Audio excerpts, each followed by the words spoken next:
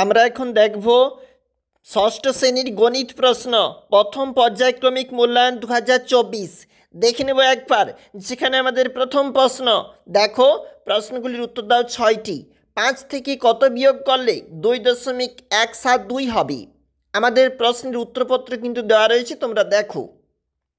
94 সংখ্যাটিকে Roman সংখ্যায় প্রকাশ করো। পরের প্রশ্ন, 3825 সব থেকে কাছে 1000 গণিতক পূর্ণ সংখ্যা কোনটি? পরের প্রশ্ন দেখো, 1 বছরের 3/4 অংশ সমান কত মাস বলেছে? উত্তরপত্র দেওয়া রয়েছে, উত্তরপত্র একবার দেখে নাও।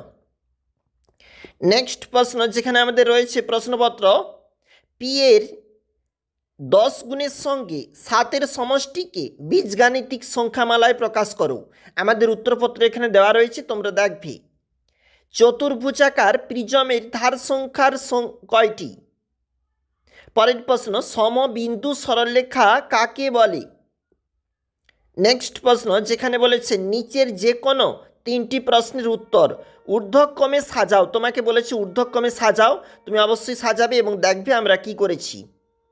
নেক্সট প্রশ্ন, চলে যাচ্ছি মান নির্ণয়, যেখানে প্রশ্ন রয়েছে এবং সঠিকভাবে মান নির্ণয়ের যে উত্তর আমাদের আসছে 36।